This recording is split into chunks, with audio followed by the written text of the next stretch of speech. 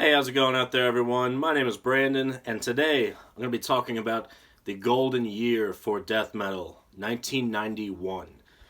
Now, I have here a stack of 23, count them, 23 records that all came out in the year 1991, which has to be the pinnacle of death metal's success. I mean, I'm going to rattle off some undisputedly classic albums.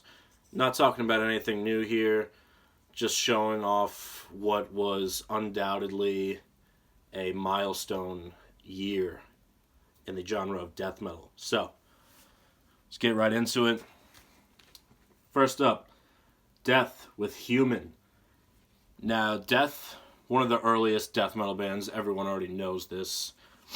Earlier, Scream Bloody Gore, Leprosy, you have that gory kind of horror-themed death metal. Human was a shift. Started with spiritual healing. I think it came full circle with the album Human. A lot more technicality, lyrically, totally different. I mean, it's still a classic. Came out in 1991. I wasn't going to not include this album just because it wasn't an early death album, and besides the whole point of this list. This album came out in 1991. It's death. End of story. By the way, these albums aren't in any order whatsoever. They just all came out in the year 1991. Suffocation, Effigy of the Forgotten, Kings of New York Death Metal. Love that band photo on the back there. Old school as fuck, as are all of these. 26 some years later, all of these are still relevant as fuck. Classics of the genre. Everyone should know most of these records, and if you don't, well, then that's part of the reason why I'm making this video. So you can find some cool new shit. Massacre with From Beyond. Floridian death metal. Definitely along the lines of other Florida bands like Obituary. Really awesome shit.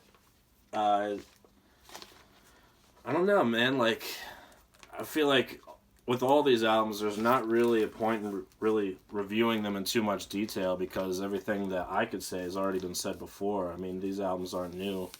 So, if you haven't heard them, check them out.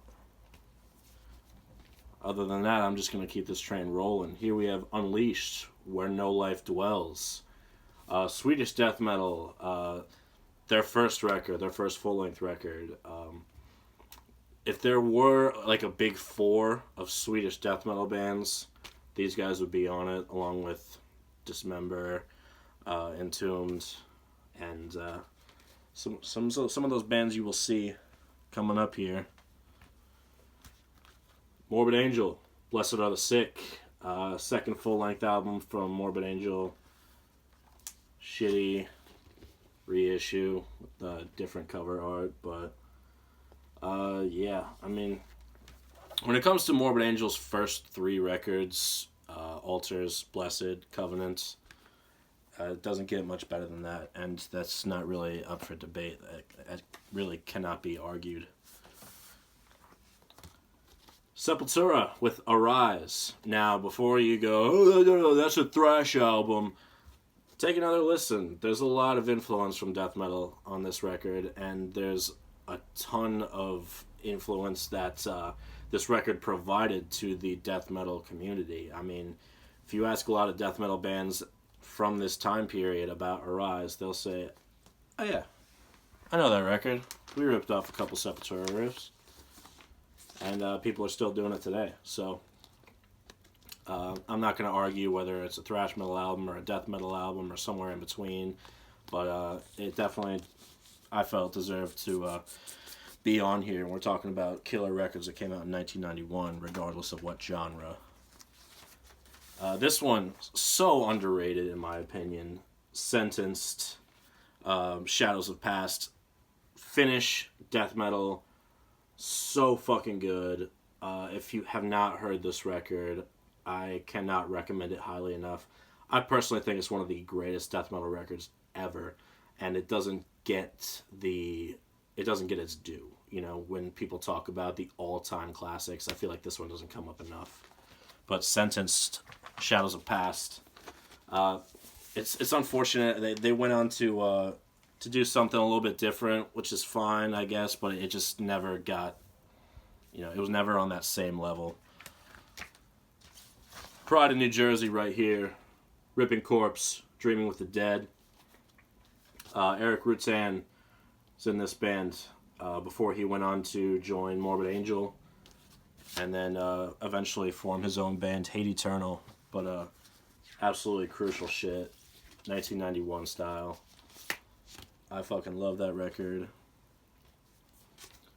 Morgoth with Cursed. Morgoth from Germany. This shit sounds so much like the early Death material, but without sounding like a ripoff. Morgoth were definitely still their own band, but you could tell where the influence lied, and I have no problem with that whatsoever. If you're gonna ape a band, rip off the best, rip off Death, rip off Black Sabbath, rip off, the bands that did it the best. So, Morgoth, Cursed. Bolt Thrower, War Master. The quintessential Bolt Thrower album in my eyes. It does not get more Bolt Thrower than War Master. This is the war-themed death metal album. Fucking absolutely classic shit. A lot of people's favorite Bolt Thrower album, and I have no problem with that. Asphyx with The Rack. Netherlands, death metal. Martin van Drunen, one of my favorite death metal vocalists. This is an amazing record. I love Asphyx, the early material. Really, really good. Carcass, Necroticism, Descanting the Insalubrious. Me personally, when it comes to Reek of Putrefaction, I'm not a huge grindcore fan, so I'm not crazy about that album. Symphonies of Sickness is awesome, and then Necroticism is probably the Carcass record. This was Carcass at probably their prime, combining elements both from their early grind days as well as death metal. These guys buried their heads in science and medical books, coming up with all the names for these titles and all the lyrics, and it came out to be what is widely considered a death metal masterpiece. And again, I don't think that can be argued. I think that some things are just fact at this point. Cannibal Corpse, Butchered at Birth. Fuck that censored artwork. It's all about the Vince Locke shit. That good, gory, nasty shit that suburban moms were terrified of in 1991. But, man, this is the album where Chris Barnes really took his vocals and brought that extreme guttural approach, and I don't think really many bands had done that at the time. A lot of the death metal bands still had kind of thrash metal tinged styled vocals, but that kind of was the birth of a new era as far as death metal and the limits that it could be pushed to, the extremes that it would go to. Immolation, Dawn of Possession. Amazing New York death metal band. There's something about Immolation. Their riffs were always very odd, very eccentric. Definitely helped them stand out from the rest of the pack, and they just had this dark aura about them, or it just it really set the tone for when you put on an Immolation record. You knew you were in for something ominous, and they're still doing it to this day, which is incredible. Gorguts, Considered Dead, French-Canadian, fucking technical, weird, Eventually they would go on to do albums like Obscura, where they went into extreme technical avant-garde even territory. But Consider Dead is a straight up death metal album. I mean, one of the best, without a doubt. 1991 was so fucking stacked. Grave, Into the Grave. Swedish death metal, once again. Their first full-length album. A lot of these 1991 releases were the band's first full-length record, which I think speaks to how insane the underground was at the time, because all of these bands were already together, already formed, but just starting to put out their first full-length records after slews of demos or EPs and splits, things like that. But, these bands really didn't fuck around when it came to their first full-length records, because whether they intended to do so or not, and I don't think they did, they put out masterpieces that will stand the test of time as long as death metal is a genre, which hopefully is for fucking ever. Another Swedish band, Dismember, Like an Ever-Flowing Stream. I hate this Back on Black reissue, but these are hard to come by, so I'd rather have this than nothing. Once again, this band was previously Carnage, so they had a little bit of history, a little bit of experience under their belts, but with the first full length, Like an Ever-Flowing Stream, once again, just knocked it out completely out of the park. Dark Throne, Soulside Journey. Some of you might know this, some of you might not. This was Dark Throne's first full-length album, and it is in fact a death metal album.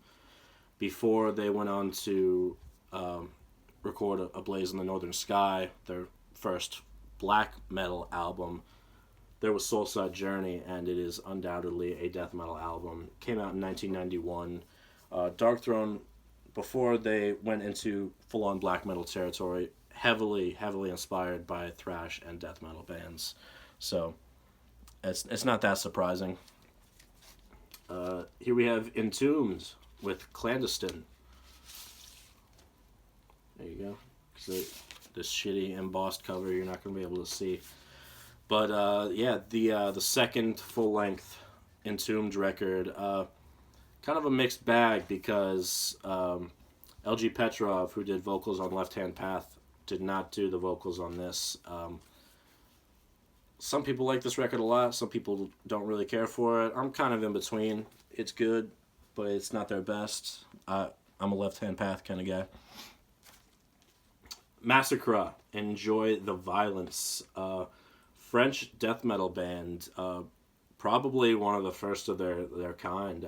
Probably not a ton of French death metal bands, and I feel like this one is another one, like Sentenced, that has flown under the radar for far too long. This is an amazing album. Definitely a lot of thrash influence on this, but absolutely, without a doubt, a death metal album. 1991, Massacre, Enjoy the Violence. Malevolent Creation, The Ten Commandments, another amazing Florida band. Multiple Stab Wounds, listen to that track. That's all I have to say about Malevolent Creation's The Ten Commandments.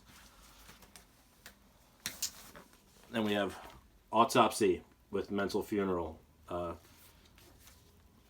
Bands from all corners of the globe, all coasts of the U.S., California's finest. Autopsy, Mental Funeral, their second full-length record. It, I've shown a lot of records, but Autopsy's Mental Funeral is an unrivaled classic when it comes to death metal. I mean, you'll be hard-pressed to find someone who does not like Mental Funeral. And then the only CD that I have to show here, Convulse, World Without God. Don't have an LP copy of this, unfortunately, and I really wanted to show this record because it's another one of those Finnish death metal albums that is just so good. It really is. But unlike Sentence, these guys kept putting out pretty good death metal records.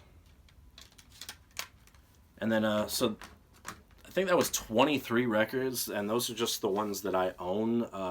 Also coming out in 1991, Pestilence, Testimony of the Ancients, although that's getting reissued soon, so I can't wait to get my hands on that.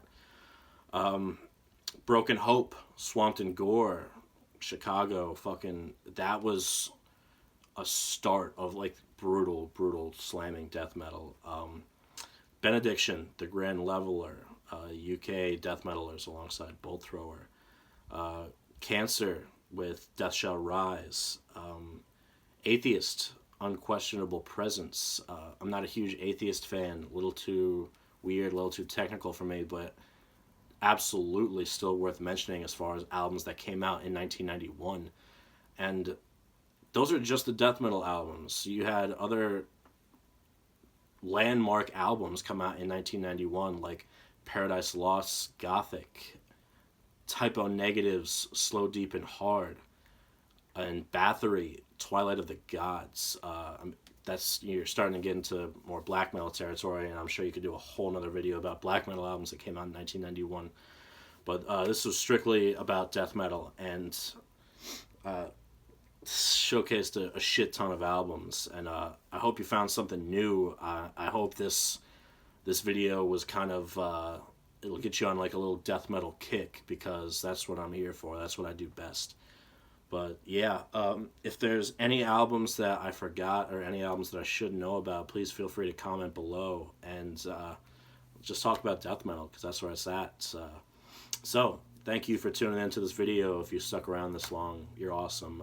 As always, thank you for liking, commenting, and subscribing to my channel. And until the next time, take care.